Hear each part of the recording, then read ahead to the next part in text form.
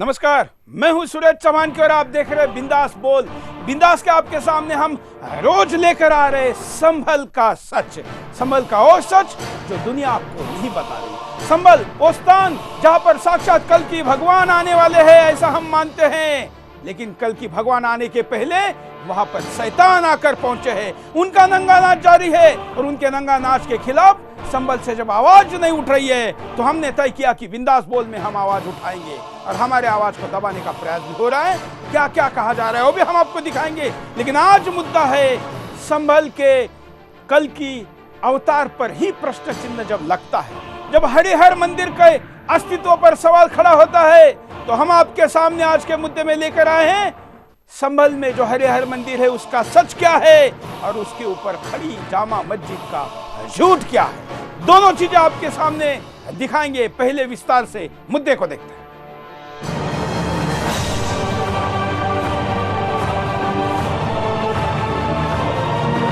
संभल का हरि मंदिर, जिसे जामा मस्जिद के नाम से जाना जाता है, इसी हरि मंदिर के लिए संभल में लाखों हिंदुओं ने अपनी कुर्बानियां दी, कई युद्ध लड़े। चलो चलो चलो। हरि मंदिर के लिए सबसे पहले लड़ाई हुई पृथ्वीराज चौहान और अफगानियों के बीच।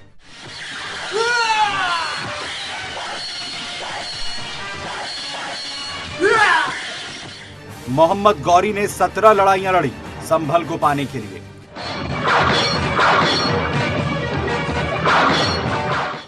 पृथ्वीराज चौहान को कमजोर करने के लिए सूफियों को भेजा गया। सूफियों ने छोटे राजपूत राजाओं से पृथ्वीराज की लड़ाइयां कराई।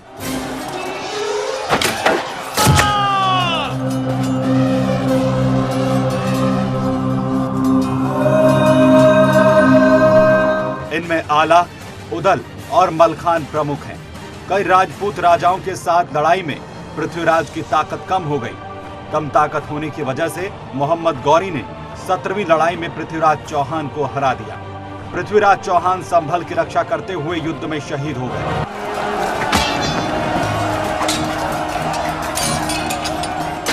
इसके बाद संभल के सभी हिंदू तीर्थ स्थलों को तोड़ा जाने लगा। हिंदुओं का धर्म परिवर्तन किया जाने लगा। संभल के सबसे बड़े धार्मिक मंदिर हरि मंदिर की मीनारों को तोड़ा गया। मीनारों को तोड़कर गुंबद बनाए गए। इसी समय हरि मंदिर में हिंदुओं को पूजा करने से दूर कर दिया गया। हरि मंदिर के साथ ही जैन मंदिरों और गुरुद्वारों को भी तोड़ा गया। जैन मुनियों ने अपने मंदिरों को बचाने के लिए कई बार कुर्बानियां दी, लेकिन कुछ ही मंदिरों को वापस ले पाए। वहीं सिखों ने अपने तीर्थ स्थलों के लिए संभल में लड़ाइयां लड़ी। गुरु गोविंद सिंह ने अपने दशम ग्रंथ में संभल के बारे में लिखा है, कैसे संभल में सिखों ने अपने धार्मिक स्थलों को बचाने के लिए लड़ाइयां लड़ी। इतिहास के इन्हीं युद्धों से पता चलता है कि संभल के क्या मायने थे।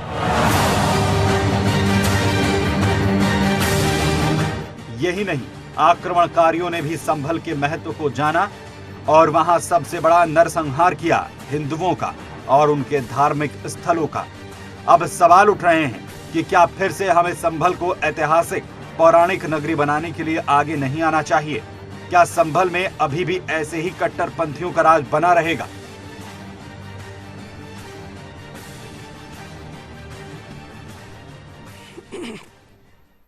इस पूरे कार्यक्रम में हमारे साथ जुड़े हैं आचार्य प्रमोद कृष्णम जी। आचार्य जी, आपका स्वागत है बिंदास बोल में। मैं दर्शकों को बता दूं कि आप हमेशा विभिन्न राष्ट्रीय अंतर्राष्ट्रीय चैनलों पर जो आचार्य प्रमोद कृष्णम जी को देखते हैं, आचार्य प्रमोद कृष्णम जी संभल से ही है। और इसी संभल में जो कल की अवतार होगा उसका पीठ, कल की पीठ बनाने का संकल्प इन्होंने लिया। आचार्य प्रमोद जी, मेरा आपको सवाल है, ये आपको और आपके भक्तों को तीखा सवाल भी लग सकता है आचार्य जी, लेकिन दुनिया भर में मुसलमानों को हिंदू को जोड़ने का काम करने का आप दावा करते हैं।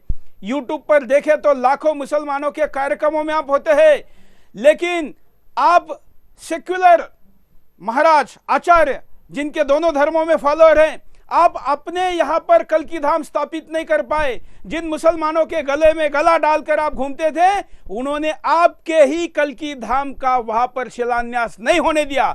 जहां शिलान्यास नहीं होने के बावजूद आज भी हजारों लोग परिक्रमा करते हैं। ऐसे धाम का आप मुखिया पीठाधीश होने के बावजूद आपको नहीं लगता कि आपने गलती की, गलत लोगों को पाला?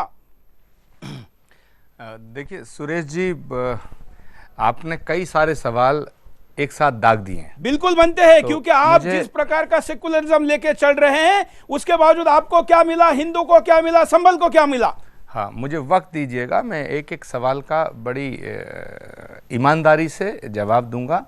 पहली बात तो मैं आपको बधाई इस बात की देना चाहता हूं कि आपने संभल के पौराणिक महत्व को दर्शाया है। पूरी दुनिया के सामने, पूरे राष्ट्र के सामने आप जो संभल का पौराणिक महत्व और ऐतिहासिक महत्व को आप लेके आए हैं, इसके लिए आप और आपका चैनल, सुदर्शन चैनल, बधाई का पात्र है। क्योंकि संभल एक ऐतिहासिक स्थान है, उसके साथ साथ संभल एक पौराणिक स्थान है। भगवान विष्णु का 10वां अवतार संभल नामक स्थान पे होगा, ऐसा पुराणों में लिखा है। भागवत, श्रीमद् भागवत के 12वें स्कंद में स्पष्ट रूप से वर्णित है कि संभल ग्राम मुखस्य ब्राह्मणस्य महात्मना भवने विष्णु यशस्य कल्कि प्रादुर्भविष्यति, कि संभल नामक स्थान पर विष्णु यश नामक ब्राह्मण के यहाँ भगवान का पूर्ण अवतार श्री कल्कि के रूप में अवतार लेगा।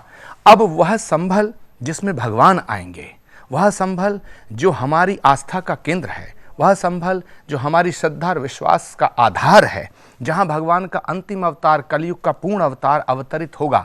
यानी स्पष्ट शब्दों में अगर मैं सरलता से कहूं तो भगवान कृष्ण एक बार पुनः धरती पे आएंगे कल्कि के रूप में और संभल नामक स्थान पे आएंगे। इस बात को बहुत से लोग जानते हैं जो पुराण को जिन्होंने पढ़ा है, लेकिन कुछ लोग हैं जो नहीं जानते हैं। जो नहीं जानते हैं, आपके चैनल के माध्यम से ये बात उनके सामने आएगी। दूसरी बात, तो इसके लिए मैं आपको बधाई देता हूँ। दूसरी बात, आपने पौराणिक महत्व के साथ साथ ऐतिहासिक महत्व बताने का प्रयास किया है। ये बिल्कुल सच बात है कि संभल के इस पौराणिक महत्व को समझते हुए पृथ्वीराज चौहान जो भारत के शासक थे, तो उनके महामंत्री थे पंडित चंद्रवरदाई जी ने जब ये बताया कि एक संभल नामक स्थान है जहाँ भगवान का अवतार होगा, तो पृथ्वीराज चौहान जी ने ये जिज्ञासा वश संभल को ढूंढ कर संभल को अपनी मिनी कैपिटल बनाया था और इस धरती को प्रणाम किया था। तीसरा सवाल है कि जब पृथ्वीराज चौहान यहाँ से चले गए, उनको कैद करके ले जाया गया, उसके बाद का इतिहास आपने दर्शाने का प्रयास किया है। मैं ये बात आपकी मानता हूँ कि संभल जहाँ भगवान का अवतार होगा, वहाँ पर अवतार से पहले ही श्री कल्कि पीठ की स्थापना देश के सभी संतों के सहमति से हुई थी और श्री कल्कि पीठाधीश्वर के रूप में मैं आज भी आपकी सेवा कर रहा हूँ। वहाँ भगवान के अवतार से पहले एक भव्य श्री कल्कि धाम बने, ये मेरे जीवन का एक ऐसा सपना है जो मेरे ही नहीं, करोड़ों, भारत के नहीं, पूरे विश्व के करोड़ों आस्थावान लोगों का सपना है कि संभल में भगवान का अवतार होगा। उस अवतार से पहले श्री कल्कि धाम का भव्य निर्माण हो। उस निर्माण को करने की एक तिथि निश्चित हुई। जब उसका शिलान्यास हो रहा था तो वहाँ कुछ ऐसे लोग हैं जो संभल को बदनाम करने के लिए और संभल उनकी बातों से बदनाम हुआ है। संभल के आम जनता बुरी नहीं है। संभल के अंदर आप आएंगे तो संभल में कोई भी व्यक्ति ऐसा नहीं मिलेगा जो नफरत की बात करता हो, लेकिन कुछ नेता हैं, हम आपको ऐसे कुछ भी लोग नेता दिखाएंगे। हैं, कुछ हम नेता आपको हैं। ऐसे भी लोग दिखाएंगे आचार्य जी जो नफरत की सीमा पार करे। हाँ, कुछ आप जिसके तरफ इशारा शायद करे वो शफीकुर रहमान बर्ख तुर्क, ये व्यक्ति वंदे मातरम के समय संसद से चला जाता है। ये वहां पर कश्मीर बनाने की धमकी देने के आरोप वहां के लोग लगा रहे हैं। पुलिस जहां घुस नहीं सकती ऐसे क्षेत्र उन्होंने बना के रखे हैं। और संभल के बाहर तो आप पूरे दुनिया में भाईचारे की बात करते हैं, संभल में कहाँ भाईचारा है? देखिए, जब जिनका आप नाम ले रहे हैं उन्होंने कल्कि धाम के शिलान्यास का विरोध किया, तो उस समय सारे देश का मीडिया वहां था। संभल के ही हमारे मुसलमान भाइयों ने उन नेताजी का विरोध किया और उनके सामने ये बात कही, और ये लिखत पढ़त में है कि संभल के अंदर कल्कि धाम का निर्माण हो, भव्य कल्कि धाम बने। ये जमीयत के राष्ट्रीय अध्यक्ष मौलाना अरशद मदनी साहब खुद संभल में कल्कि धाम में आए। उन्होंने वह बयान दिया कि जो लोग कल्कि धाम को रोकने की कोशिश कर रहे हैं वो गलत हैं, वो फिरका परस्त फाइनली हैं, क्या हुआ? वो फिरका परस्त हैं। फाइनली क्या हुआ? दो पूर्व मुख्यमंत्री कार्यक्रम में थे, राज्य का एक प्रकार का मुख्यमंत्री लायक वहां नेता था, इतने बड़े नेता आपको मानने वाले वहां पर आए थे, आप जिनका दावा करें कि ये लोग कहते हैं कि होना चाहिए, फाइनली हुआ नहीं ना, भूमि पूजन हुआ नहीं। आज भी आप बगैर भूमि पूजन के पीठाधीश्वर है।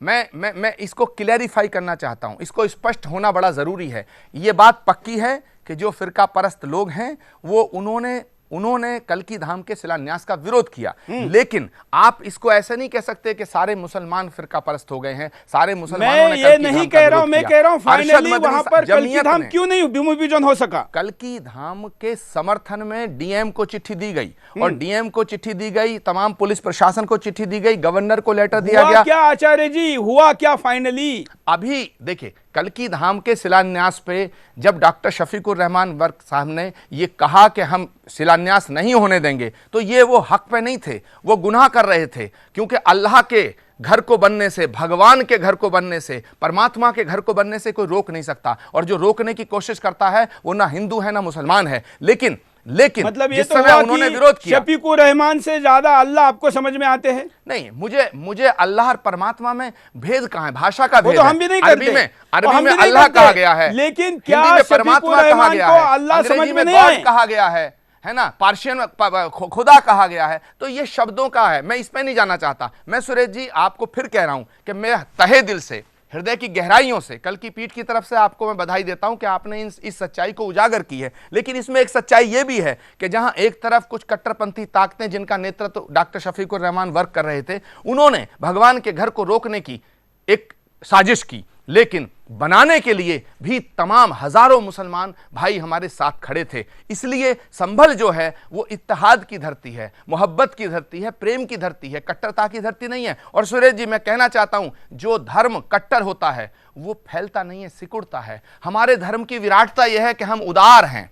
ऐसे ही जो लोग इस्लाम के नाम पे कट्टरता फैला रहे हैं, वो इस्लाम का परिणाम क्या हो रहा है? चिंतक नहीं है। उदारता का परिणाम क्या हो रहा है आचार्य जी? उतारने का परिणाम क्या हो रहा है? हाँ, परिणाम यह है कि कल्कि धाम के शिलान्यास पर अभी रोक लगी हुई है। हाँ। और अभी रोक लगी हुई है। उत्तर प्रदेश के राज्यपाल श्री राम नाईक जी के पास संतों का प्रतिनिधि मंडल गया था, जिसमें स्वामी चक्रपाणी जी थे, स्वामी देवेंद्रानंद जी थे, स्वामी राम बालक दास त्यागी जी थे, और उसमें सब ने ये मांग की थी। डॉक्टर रामविलास वेदांती जी थे जो राम जन्मभूमि न्यास से संबंधित हैं। ये सारे संत गए थे, उन्होंने गवर्नर साहब से बात की, और उसमें मैं भी था। गवर्नर साहब ने कहा कि मैं इसका चुनाव के बाद समाधान निकालेंगे, क्योंकि कल्कि धाम बनाना ये आपकी आस्था का प्रश्न है। आपके चेले तो बनाने में कामयाब नहीं रहे ना, जिनको आप कह रहे हैं कि वहां पर भाईचारा वाले लोग, भाईचारे वाले मुसलमानों पर शफीकुर रहमान जैसा कट्टर मुसलमान हावी रहा ना। नहीं, तो कल्कि भगवान के घर को, धाम को जिसने रोकना चाहा वो सब चुनाव हारे, उनका नाश हो गया, उसको सर्वनाश हो गया। कहना चाहिए भगवान के धाम को रोकने वाला राक्षस है क्या नहीं? आचार्य जी, भगवान के धाम को रोकने वाला राक्षस है क्या नहीं? नहीं, भगवान के धाम को रोकने वाला देवता तो कहा नहीं जाएगा। नहीं, राक्षस क्यों नहीं कह सकते आप? नहीं, मैं कह रहा हूं देवता नहीं है, फरिश्ता नहीं है। देवता तो सवाल ही नहीं, राक्षस तो कहिए। देखिए सुरेश जी, मैं कह रहा हूं वो देवता नहीं है, वो फरिश्ता नहीं तो है। सवाल ही नहीं। मैं तो कह रहा हूं देवता फरिश्ता छोड़िए, वो तो अच्छा इंसान नहीं है। हाँ, तो अच्छा हिंदू होने के लिए, अच्छा मुसलमान होने के लिए अच्छा इंसान होना जरूरी है। और अच्छा इंसान वो होता है सुरेश जी, जो अपने अकीदे पे रहे, अपनी आस्था पे रहे, लेकिन दूसरों की आस्था का सम्मान करे, दूसरे के अकीदे का एहतराम करे। जो अच्छा हिंदू होगा वही अच्छा मुसलमान हो सकता है, जो अच्छा मुसलमान है वही अच्छा हिंदू हो सकता है, क्योंकि वो अच्छा इंसान हो सकता है। अभी मैं आपको कुछ अच्छे मुसलमानों का मेरे प्रति उन्होंने क्या कहा ये वीडियो दिखाता हूं। आप कह रहे हैं कि वहां पर कुछ अच्छे लोग हैं, मैं चाहूंगा देखना, मिलने जाना चाहूंगा उन अच्छे लोगों को। आप कब जाना चाहते हैं? देखिए, मैं तीर्थों का दर्शन करता हूं, हमेशा ही करता हूं, ऐसा नहीं कि इस शो के लिए करता हूं। पहले भी संभल आया हूं और अभी भी संभल आऊंगा, लेकिन अभी मैंने संभल की तिथि डिक्लेयर करने के पहले ही वहां के जामा मस्जिद के मुखिया ने मेरे लिए क्या कहा आप देखिए, और उसके बाद मैं आपकी प्रतिक्रिया लेता हूं। सुरेश चौहान जी जो एक वो वक्तव्य दे रहे हैं अपना कि मैं संभल में हरिहर मंदिर में जाकर मत्था टेकूंगा, जहां जामा मस्जिद को वो हरिहर मंदिर के अगर संबोधित करना है, ये उनका वक्तव्य बिल्कुल गलत है। वो जामा मस्जिद में आना चाहें तो स्वागत है उनका, लेकिन वो नमाज पढ़ने की नीयत से वहाँ आए तो मैं उनका स्वागत करना, मैं खुद उन्हें स्वयं लेकर आऊँगा, लेकिन बशर्ते कि वो मुस्लिम धर्म अपना के वहाँ नमाज पढ़े पहले उनके। ऐसा नहीं कि वो मत्था टेकेंगे। सुरेश चौहान जी जो एक वो वक्तव्य दे रहे हैं अपना कि मैं संभल में हरिहर मंदिर में जाकर मत्था टेकूंगा, जहाँ जामा मस्जिद को वो हरिहर मंदिर के अगर संबोधित करना है, ये उनका वक्तव्य बिल्कुल गलत है। वो जामा मस्जिद में आना चाहें तो स्वागत है उनका, लेकिन वो नमाज़ पढ़ने की नीयत से वहाँ आएँ तो मैं उनका स्वागत करना, मैं खुद उन्हें स्वयं लेकर आऊँगा, लेकिन बशर्ते कि वो मुस्लिम धर्म अपना के वहाँ नमाज़ पढ़े पहले उनके। ऐसा नहीं कि वो मत्था टेकेंगे। आचार्य जी आप देखिए, आधुनिक बाबर ये सुरेश चौहान के जैसे हिंदू को मुसलमान बनकर आने का आह्वान कर रहे हैं, और ये आप उस संभल के हैं जिन संभल के मुसलमानों की आप तारीफ कर रहे हैं। मैं ये नहीं कहता कि वहाँ के 100% मुसलमान ऐसे होंगे, लेकिन मुझे तो वर्क दिखाई देता है, मुझे ये बाबर दिखाई देता है। देखिए सुरेश जी, हमारे यहाँ एक फिरोज खान नाम के एक इंसान हैं, वो एक मदरसा चलाते हैं, वो गायों की रक्षा करने के लिए आंदोलन करते हैं। आप इस पे बोलिए ना, आप इस पे बोलिए जिसने कहा है कि सुरेश चौहान के को इस्लाम कबूल करना पड़ेगा। क्या आप ऐसा चाहते हैं? देखिए मैं ये कहना चाहूँगा, मैं जानता हूँ जिनका अभी आपने बाइट दिखाया है, ये कांग्रेस के नेता हैं और जामा मस्जिद की कमेटी से जुड़े हैं। मैं 25-30 सालों से इनको जानता हूँ, इनके पूरे ख़ानदान घर को जानता हूँ और मेरे अच्छे रिश्ते रहे। लेकिन मुझे थोड़ा सा कष्ट हुआ, मुझे तकलीफ़ हुई इस बात की कि इन्होंने ऐसी सख्त बात कही है। क्योंकि अगर आप देखिए उनके अकीदे का मामला है, जैसे क्या जो मुस्लिम हैं वो बाबरी मस्जिद कहते हैं, जो हिंदू हैं वो राम जन्मभूमि मंदिर कहते हैं, ये हमारी आस्था है, वो उनका अकीदा है। लेकिन वो जामा मस्जिद कह रहे हैं, हम उसे जितने हिंदू हैं वो हरिहर मंदिर मानते हैं। देखिए वो हरिहर मंदिर मानते हैं, आप हरिहर मंदिर पे माथा टेकने जाना चाहते हैं, ये आपकी आस्था है। हाँ। क्योंकि आप मानते हैं कि वो हरिहर मंदिर है। हाँ। वो मानते हैं कि जामा मस्जिद है, तो उन्होंने अपने तरीके से उस बात को रखा है कि आप वहां जाएं तो। लेकिन मुझे इस बात से दुख हुआ, कष्ट हुआ, क्योंकि मुझे ये उम्मीद थी कि अगर वो ये कहते कि हाँ आप माथा टेकने आते हैं, भगवान का दर, अल्लाह का दर, खुदा का दर, गॉड का दर सब एक ही है, तो माथा टेका ही जा सकता है। और मैं तो बहुत अच्छी बात कहूंगा कि अगर आप वहां जाएं और वहां माथा टेकें, वहां नमन करें, प्रणाम करें, तो ये हिंदुओं के लिए भी अच्छी बात है, मुसलमानों के लिए भी अच्छी बात है, इसमें कौन सी बुरी बात है। जहां तक बाबर मियाँ का प्रश्न है, उन्होंने अपनी पता नहीं किस सोच से ये बात कही है, मगर मैं ये कहूंगा कि मुझे इस बात को थोड़ी तकलीफ हुई कि उन्होंने ऐसी बात कही है। लेकिन मुझे तो पता चला है कि मैंने तारीख डिक्लेयर करने के पहले मेरा वहां विरोध शुरू हो गया है। नहीं, आपका विरोध संभल में किस बात के लेकर शुरू हो गया है? मैं संभल में ना हूं इसलिए। नहीं, संभल कोई पाकिस्तान थोड़ी है। हाँ? संभल कोई अमेरिका थोड़ी है जो वहां आने के लिए आपको वीजा लेना पड़ेगा। आप संभल में बिल्कुल आ सकते हैं। हमारे पास एक ऐसा वीडियो भी पहुंच रहा है जो मैं कल दिखाऊंगा, जिसमें पता चला है कि कुछ ज़्यादा ऐसी बातें कही है जो गैर कानूनी भी है, गैर संवैधानिक भी है और चोट पहुंचाने वाली है। लेकिन जो बात आज यहाँ पर मुसलमान होने की कही गई है, मैं आशा करता हूं कि आपको केवल आपको बुरी लगी ऐसा कहने के बजाय आप उसकी निंदा भी करें।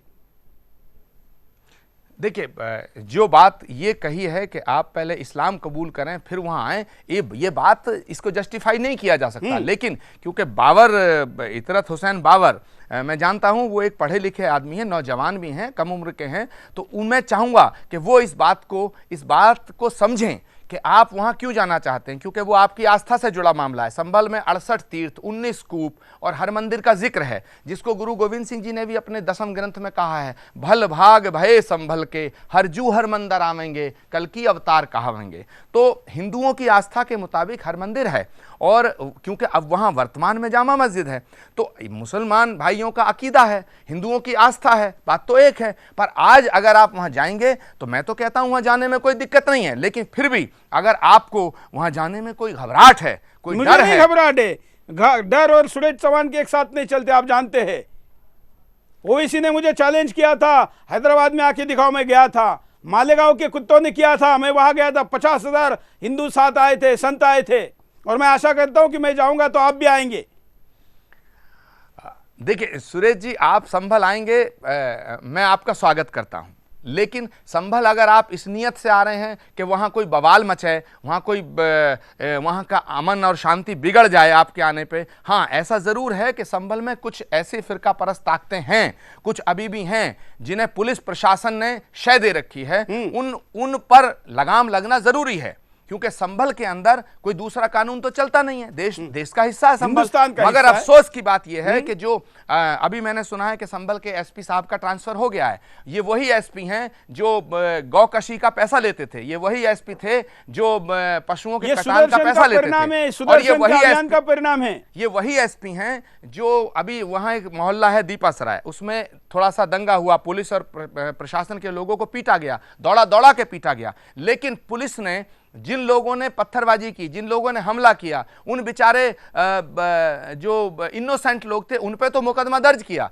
लेकिन जिन्होंने उन्हें उकसाया उन पर मुकदमा दर्ज नहीं किया। तो मैं चाहता हूं कि जो लोग पत्थर फेंकते हैं वो तो अपराधी हैं ही हैं, लेकिन जो लोग पत्थर फेंकने के लिए उन्हें उकसाते हैं वो भी अपराधी हैं, उनके खिलाफ मुकदमा दर्ज होना चाहिए। तो वर्तमान पुलिस प्रशासन को संभल की शांति व्यवस्था को कायम रखने के लिए सख्त कार्रवाई करना बड़ा जरूरी है, नहीं तो संभल हाथ से निकल जाएगा। बिल्कुल, मैं एक छोटा सा ब्रेक लूंगा, ब्रेक के बाद वापस आएंगे और वापस आने के बाद दर्शकों के भी कॉल लेंगे और आपको संभल की और ऐसी विशेषताएं बताएंगे जो शायद आपको किसी ने नहीं बताया। और छोटा सा ब्रेक के बाद बिंदास बोल जाएंगे।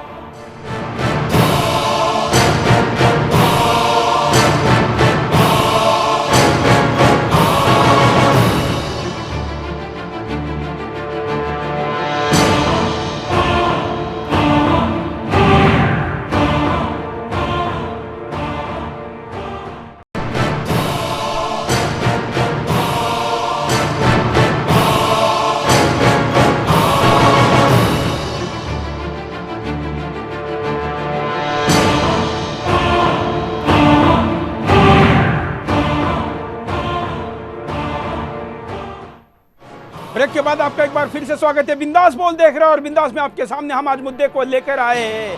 हम आपको दिखा रहे हैं कि संभल का सच क्या है, जो भारत की कभी सांस्कृतिक राजधानी रही, जो पृथ्वीराज चौहान की ऊपर राजधानी रही, जिसके लिए हजारों युद्ध हिंदुओं ने किए और मुसलमानों ने भी इसको दोबारा प्राप्त करने के लिए किए। आज संभल का हालात क्या है? संभल उत्तर प्रदेश का सबसे गरीब, सबसे पिछड़ा, सबसे अशिक्षित, क्राइम का कैपिटल के साथ ही आज भी हिंदू मुस्लिम तेड़ के लिए जाना जाता है।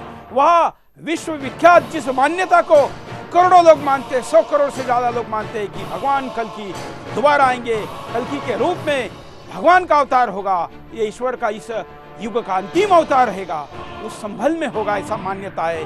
उस संभल में आज राम जी की रामनवमी की शोभा यात्रा भी हरिहर मंदिर के सामने से नहीं गुजर सकती। उस हरिहर मंदिर के सामने हाथ जोड़कर खड़े होने की किसी की हिम्मत नहीं है। हमारे जैसे लोग जब इस कार्यक्रम को दिखाते हैं तो हमको धमकी दी जाती है। अभी हम पीछे नहीं हटेंगे। संभल को पिछले एक हफ्ते से ज्यादा, आज 10वां दिन है, सुदर्शन पर हम लगातार लेकर आए हैं। हम संभल को न्याय दिलाकर रहेंगे। जिस संभल के लिए हमारे पुरखों ने प्राणों की आहुति दी है, उसके लिए हम सुदर्शन पर घंटों के कार्यक्रम लाएंगे। संभल को अंतर्राष्ट्रीय मान्यता दोबारा दिलवाएंगे। वहां के इतिहास संभल पर सर्च की है 13 करोड़ लोगों ने। यह सुदर्शन के अभियान का परिणाम है। कोई भी व्यक्ति गूगल स्टैटिस्टिक पर जाकर इसको सर्च कर सकता है। सोशल मीडिया पर इस एपिसोड को जो अभी हम फेसबुक पर लाइव कर रहे हैं और इसके पहले भी जो हमने यूट्यूब पर डाले, इन लोगों को भी 2 करोड़ 33 लाख लोगों ने सोशल मीडिया के विभिन्न माध्यमों से देखा है। और जो करोड़ों दर्शक टीवी के माध्यम से देखते हैं वो अलग है। आचार्य जी, हम आशा करते हैं कि इसके बाद संभल एक इतना पौराणिक महत्वपूर्ण स्थान है, यह हिंदुस्तान समझ जाएगा। सुरेश जी, मैं एक निवेदन और आपके चैनल के माध्यम से पूरी दुनिया में एक संदेश जाना चाहिए।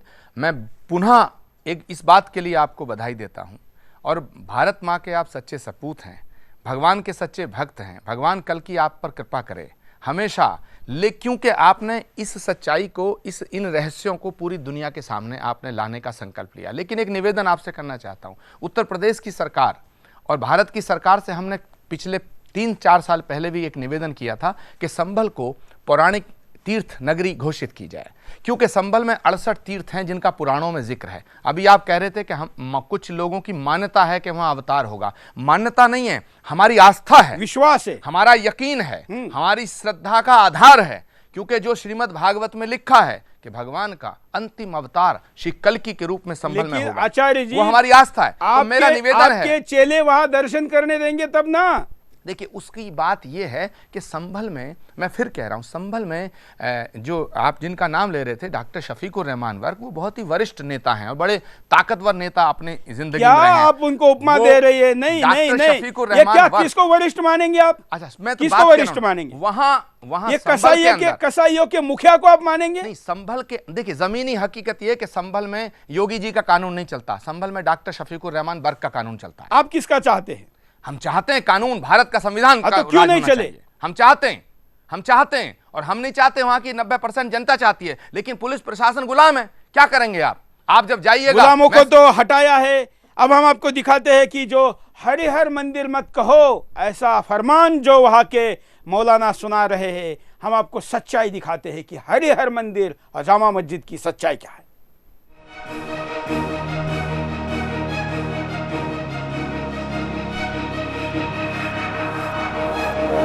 संभल के बीचों बीच हरि मंदिर है, जिसमें मान्यता है कि यहाँ शिवलिंग को ब्रह्मा ने स्थापित किया था। इस पर मुगलों यानी गजनवियों ने जामा मस्जिद बनवाई। इस मंदिर के अवशेष अभी भी मौजूद हैं, क्योंकि मंदिर को पूरी तरह से नहीं तोड़ा गया है।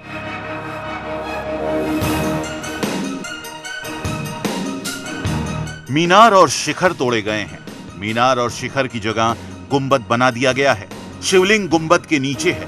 हिंदुओं को यहाँ पूजा करने की अनुमति नहीं है। हिंदुओं को मंदिर में रोके जाने को लेकर 1971, 1973, 1974 में दंगे हो चुके हैं संभल में। पुराणों में हरि मंदिर का जिक्र है। गुरु गोविंद सिंह ने अपने दशम ग्रंथ में 125 सवाइयां भी इस पर लिखी हैं। स्कंद पुराण में लिखा गया है कि संभल में 38 तीर्थ थे जो अब भी खंडित हैं। इन्हें मुगल आक्रमणकारियों द्वारा खंडित किया गया। संभल में मान्यता है कि अभी भी मंदिर से हिंदुओं को हरि मंदिर में जल चढ़ाने को बोला जाता है। ऐसे में कुछ हिंदुओं ने हरि मंदिर में जल चढ़ाने की कोशिश की तो उन्हें मार दिया गया, क्योंकि वहां कट्टरपंथियों का राज था। अब भी मंदिर में जल चढ़ाने की कोशिश होती है, लेकिन कट्टरपंथी उन्हें जल नहीं चढ़ाने देते।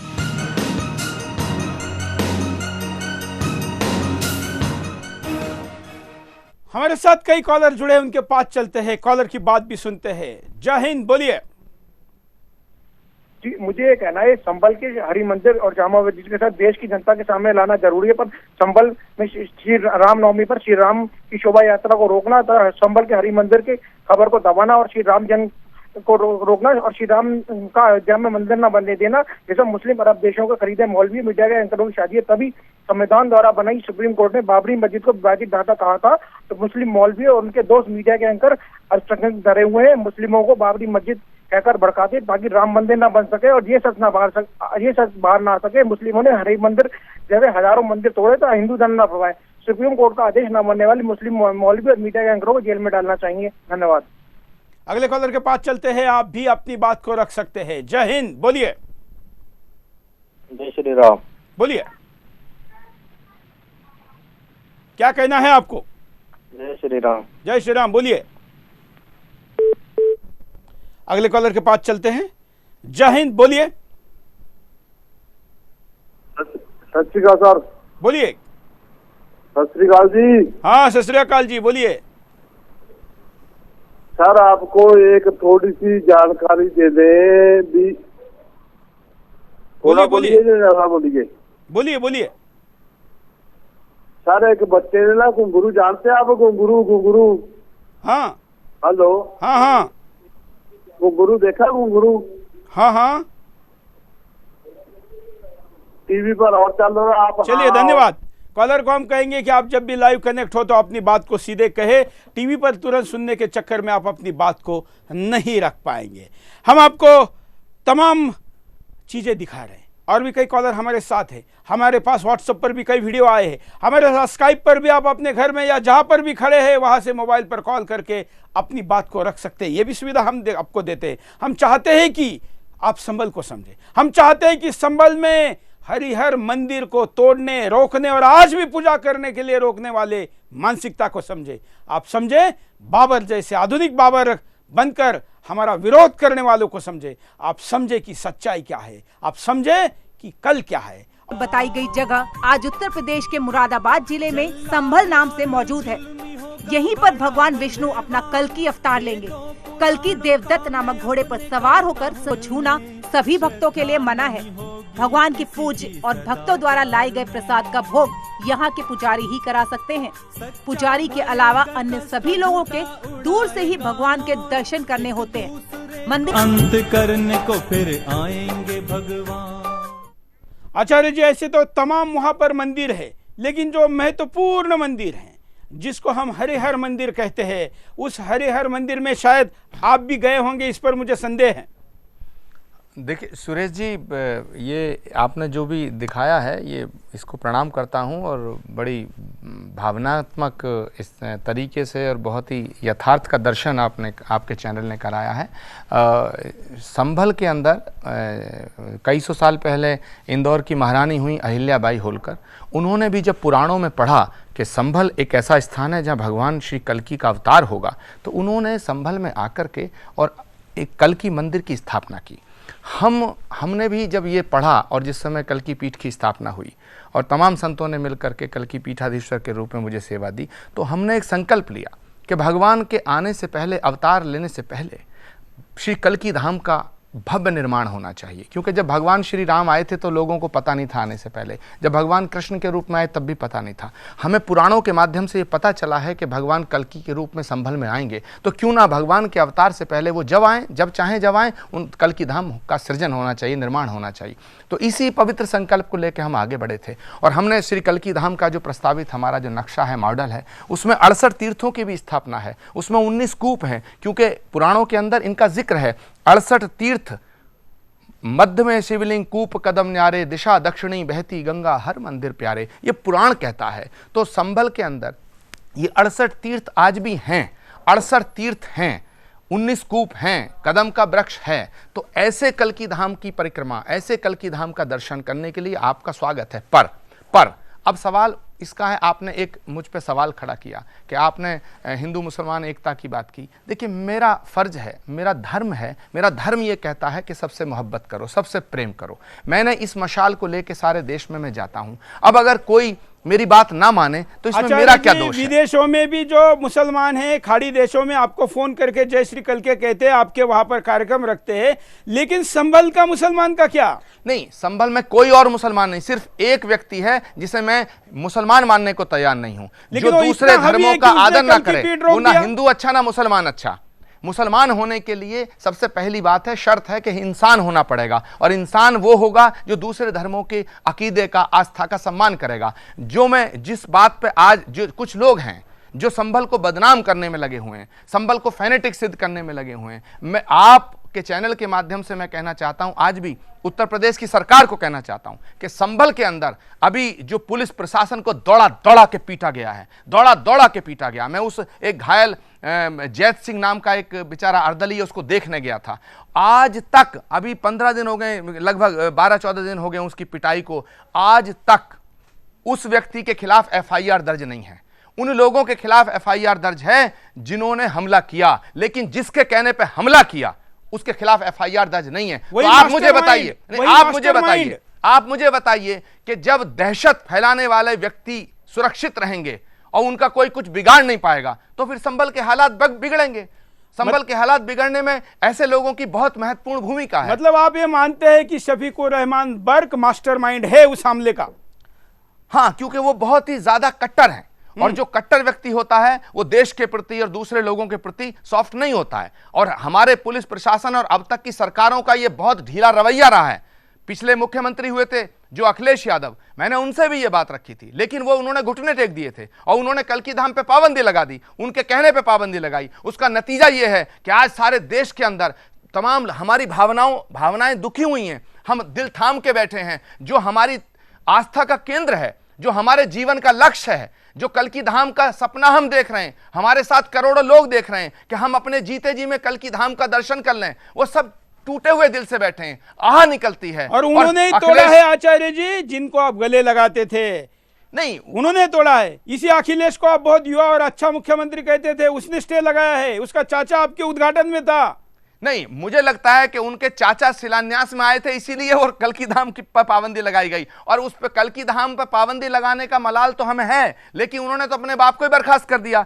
तो ऐसे व्यक्ति और ऐसे मुख्यमंत्री से मुझे कभी उम्मीद नहीं थी। हाँ, जब कभी थी खैर मैं आपको मैं दावा करता हूं कि योगी के कार्यकाल में ऐसा माहौल बनेगा कि आपका कल्की धाम, भले आप योगी के विरोधी रहे हैं, लेकिन आपको उन्हीं के राज में आपका कल्की धाम बनेगा। नहीं, मैं देखिए, योगी आदित्यनाथ जी की एक विचारधारा है। अगर वो कट्टरता की बात जब उन्होंने की तो मैंने उनका विरोध किया। मैं आज भी उस विचारधारा का विरोध करूंगा। लेकिन आज वो हमारे मुख्यमंत्री हैं, आज प्रदेश के चीफ हैं, और प्रदेश का मुख्यमंत्री एक साधु हुआ है, एक संत हुआ है, एक योगी हुआ है। तो इससे मुझसे ज्यादा खुशी किसी को नहीं हो सकती है। मुझे खुशी है कि उत्तर प्रदेश में एक साधु चीफ मिनिस्टर हुआ है, और उत्तर प्रदेश का जो साधु चीफ मिनिस्टर है, एक योगी चीफ मिनिस्टर है, तो इस पर मुझे प्रसन्नता है। संत होने के नाते मैं उनका स्वागत करता हूं। लेकिन मैं आज भी आपके चैनल के माध्यम से कहता हूं कि संभल के अंदर योगी आदित्यनाथ जी का कानून नहीं चलता है। अगर योगी आदित्य जी का कानून चलता हो तो डॉक्टर शफीकुर रहमान वर्क के खिलाफ पुलिस प्रशासन को पीटने का मुकदमा दर्ज हो जाता, और होगा जल्दी, नहीं कब होगा, जल्दी होगा। हम नहीं होगा के पास चलते हैं, कॉलर क्या कहते हैं सुनते हैं। जय हिंद, बोलिए। सर मैं मुरादाबाद से गणेश शिशु प्रखर बात कर रहा हूँ। बोलिए। और मैं कहना चाहता हूँ कि संभल में इतनी मानसिकता खराब है मुसलमानों की, इतनी ज्यादा वो फैला रहे हैं। संभल में जब हम घुसते हैं, संभल में जब हम जाते हैं तो इतनी बदबू आती है, मुंह पर कपड़ा रखकर हमें वहां से गुजरना पड़ता है। डॉक्टर शफीकुर रहमान वर्क जैसे लोग जो देश में राष्ट्रगान का अपमान करते हैं, देश की संसद का अपमान करते हैं, मैं मानता हूं कि ऐसे लोग इस देश के दूसरे आतंकवादी हैं, इस देश के दूसरे पाकिस्तान परस्त लोग हैं। वो नवाज शरीफ से कम नहीं है। वो उन ऐसे लोगों को, देश के प्रधानमंत्री को, श्री नरेंद्र मोदी जी को बैन लगाना चाहिए और अपने हिंदुस्तान से ऐसे लोगों को बाहर निकाल देना चाहिए। जो हिंदू मुस्लिम को लड़वाकर, जो हिंदू मुस्लिम को दंगा कराना चाहते हैं, जो संभल में जो पौराणिक मान्यता है, कल की भगवान का मंदिर जो बनना था, उसके शिलान्यास को ऐसे लोगों ने। मैं आचार्य प्रमोद कृष्णम को, श्री कल्की पीठ को, श्री कल्की पीठाधीश्वर को नमन करता हूं कि वो एक ऐसा अभियान चला रहे हैं जो हिंदू मुस्लिम एकता को जोड़ रखना चाहता है, जो हिंदू मुस्लिम को तोड़ने नहीं देता है, जो दंगे नहीं कराने देता है। लेकिन डॉक्टर शफीकुर रहमान जैसे वर्ग लोग जो आतंकवादी मैं समझता हूँ, वो इस देश में आतंकवादी की तरह रह रहे हैं।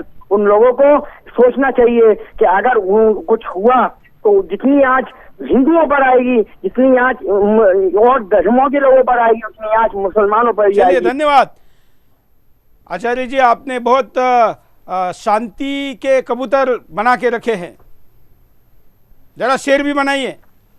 देखिए सुरेश जी, डॉक्टर शफीकुर रहमान बर्क साहब एक कट्टरपंथी विचारधारा को फॉलो करते हैं, और इसी विचारधारा ने पूरी दुनिया में इस्लाम के ऊपर एक सवाल खड़ा किया है। मैं कहता हूं कि जो लोग कट्टर हैं, जो फैनेटिक हैं, जो फिरका परस्त हैं, वो इस्लाम को जानते नहीं हैं। इस्लाम को बदनाम करने का काम ये जो ISIS हैं, ये जो जितने भी ऐसे लोग हैं जो दूसरों के दिल को दुखाते हैं, इस्लाम में किसी के दिल को दुखाने की इजाज़त नहीं है। मैंने इस्लाम की स्टडी की है। इस्लाम के अंदर स्पष्ट है कि आप दूसरे मजहब के पेशवाओं का एहतराम करो, उनकी तौहीन मत करो। हो सकता है उनमें आपका कोई नबी निकले। ऐसे ही मैं एक बात मानता हूं, मैं मुसलमानों को अलग नहीं मानता, मैं सारे मुसलमानों से मोहब्बत करता हूं, क्योंकि मुझे उनमें भी भगवान का दीदार होता है। आचार्य जी, उनमें भगवान का दीदार होता है। लोग लेकिन आप तो उस हिंदुत्व की बात करते हैं, हिंदू दर्शन की बात है जो आप कह रहे हैं, इसको मैं गलत नहीं ठहरा सकता। लेकिन एक होता है कालानुरूप धर्म, जो कि एक शॉर्ट टर्म के लिए स्थानीय स्थिति के आधार पर धारण करना पड़ता है, अंजाम देना पड़ता है। वो भी तो करना पड़ेगा ना। वो कब करेंगे? नहीं तो एक दिन आएगा कि आपके कल की पीठ को बनने नहीं दिया, आपके क्या मेरा भी है वो। लेकिन क्या एक दिन आएगा कि शफीकुर रहमान कहेगा कि आचार्य प्रमोद संभल में नहीं आएंगे और आप अंदर जा नहीं पाएंगे? क्या इस दिन की प्रतीक्षा कर रहे हैं आप? देखिए, मैं ऐसा मानता हूं कि भगवान के घर को बनने से रोकने की हिम्मत किसी में नहीं है, और जो रोकने की कोशिश करेगा उसका सर्वनाश हो जाएगा। ये मेरा विश्वास है। एक बात। दूसरी बात, जहां तक सवाल है कि वहां मैंने प्रेम की बात नहीं करी, मैंने प्रेम की बात की, लेकिन शैतान तो हर जगह है। अब शैतान को कौन समझा सकता है? कार्यक्रम के आखिर तक भी शैतान कहने तक तो पहुंचे हैं। नहीं, फरिश्ते भी हर जगह हैं और शैतान भी हर जगह हैं। इसलिए मैं आपसे मैं आप ही से कहता हूं, आप ही समझा के देख लो। आप जब संभल आएंगे आपको पता चल जाएगा। आप संभल आइए, आपको पता चल जाएगा। बिल्कुल। मुझे लग रहा है आपको भी आने नहीं दिया जाएगा, मुझे ऐसा लग रहा है। देखते हैं मैं चलिए इस कार्यक्रम में मैं तारीख बता देता हूं। मैं 13 तारीख को बैसाखी है, जो हमारे लिए बहुत महत्वपूर्ण स्थान है। संभल का एक अंतर्राष्ट्रीय नहीं, उससे भी बड़ा वैश्विक महत्व है हमारे लिए। 68 तीर्थ स्तूप और तमाम चीजें वहां पर है। और जब विरोध होता है तो मैं जरूर जाता हूं। हैदराबाद भी गया था, मालेगांव भी गया था, संभाजीनगर भी गया था, और एक नाम और जोड़ देता हूं, संभल भी आऊंगा 13 तारीख को। टाइम भी बता देता हूं, 12 साढ़े 12 के पास पहुंचूंगा। इसी रास्ते से बाय रोड आऊंगा। देखते हैं कि कौन विरोध करता है। मैं आपको दर्शकों को फिर वो बाइट दिखाता हूं। मैंने संभल में जाने की घोषणा करने के पहले ही वहां के हरिहर मंदिर पर जो जबरदस्ती जामा मस्जिद बनाई गई है, उसके मुखिया ने क्या कहा। बाबर उसका नाम है, देखिए। वो वक्तव्य दे रहे हैं अपना कि मैं संभल में हरिहर मंदिर में जाकर मत्था टेकूंगा। जहाँ जामा मस्जिद को वो हरिहर मंदिर के आगे संबोधित करना है, ये उनका वक्तव्य बिल्कुल गलत है।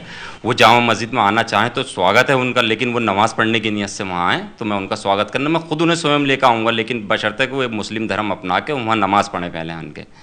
ऐसा नहीं कि वो मत्था टेकेंगे। सुरेश चौहान जी जो एक वो वक्तव्य दे रहे हैं अपना कि मैं संभल में हरिहर मंदिर में जाकर मत्था टेकूंगा। जहाँ जामा मस्जिद को वो हरिहर मंदिर के आगे संबोधित करना है, ये उनका वक्तव्य बिल्कुल गलत है। वो जामा मस्जिद में आना चाहें तो स्वागत है उनका, लेकिन वो नमाज पढ़ने की नीयत से वहाँ आए तो मैं उनका स्वागत करना, मैं खुद उन्हें स्वयं लेकर आऊँगा, लेकिन बशर्ते कि वो मुस्लिम धर्म अपना के वहाँ नमाज पढ़े पहले आन के। ऐसा नहीं कि वो मत्था टेकेंगे। आचार्य जी, क्या मैं अपेक्षा करूं कि 13 तारीख को आप भी संभल में रहेंगे? सुरेश जी, आप संभल आ रहे हैं, आपका स्वागत करने वाले वहाँ बहुत होंगे लोग, और मैं भी प्रयास करूँगा कि मैं भी आपका स्वागत करूँ, क्योंकि आप हमारे अतिथि के रूप में संभल में आएंगे। पर फिर भी मैं आपको थोड़ा निवेदन कर रहा हूँ कि संभल को पूरे हिंदुस्तान की तरह अभी मत देखिएगा। संभल में अभी जो कानून चलता है वो उन्हीं का चलता है जिन्हें आप फिरका परस्त, देखिए, मेरा तो विरोध वो कर सकते हैं जो कहेंगे कि संभल में अशांति फैलाने आ रहा हूँ। आप इस बात को मान चुके, अप्रिशिएट कर चुके कि मैं संभल की महिमा मंडन कर रहा हूँ, इसको तो आप मान रहे हैं ना? नहीं, ये मैं, मेरे मानने से और ना मानने से मेरा एक निजी वक्तव्य है, मेरी निजी सोच है। मैं ऐसा मानता हूं कि आपने जो संभल की महिमा का, संभल का पौराणिक महत्व आज दुनिया के सामने रखा है, जिसको हम 10, 12, 15 सालों से कोशिश कर रहे थे, उसके लिए मैं आपको बधाई देता हूं। ये बात बिल्कुल स्पष्ट है। दूसरी मैं आशा करता हूं कि आप भी। दूसरी बात, मैं ये भी जानता हूं कि संभल के जो बहुत अच्छे लोग हैं, सब आपका स्वागत करेंगे, लेकिन फिर भी मुझे डाउट है कि आपको संभल में, क्योंकि नत्थ गोपाल दास जी जो हैं हमारे बहुत ही प्रसिद्ध संत हैं, उन्होंने भी संभल में आने की घोषणा करी थी, और बल्कि उनका फ़ोन भी हमको आया था कि मैं संभल में कल की पीठ और कल की धाम का दर्शन करना चाहता हूं, और हर मंदिर का भी दर्शन करना चाहता हूं, कल की मंदिर का दर्शन करना चाहता हूं। तो कल की मंदिर जो है वो स्थापित है अहिल्याबाई होलकर के द्वारा, वो अभी भी है, और कल की धाम अलग बन रहा है जिसके निर्माण पर रोक लगाई गई है। ठीक है, हम प्रयास कर रहे हैं और भगवान से प्रार्थना करते हैं कि वो जल्दी वो रोक हटेगी और कल की धाम बनेगा। पर नृत्य गोपाल दास जी को भी संभल में भीतर आने की अनुमति नहीं मिली थी। अनुमति नहीं मिली थी सुरेश जी, अनुमति नहीं मिली थी, अनुमति नहीं मिली थी जब अखिलेश जी की गवर्नमेंट है। देश बदल रहा है और हम उन दुश्मनों को और शैतानों को भी बदलने के लिए मजबूर करेंगे। मैं आभारी हूं आप इस कार्यक्रम में आए।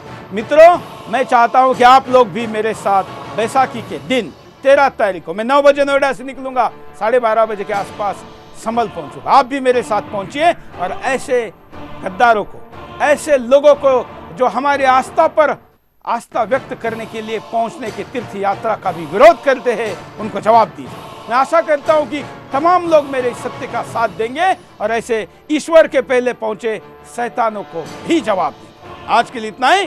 जय हिंद।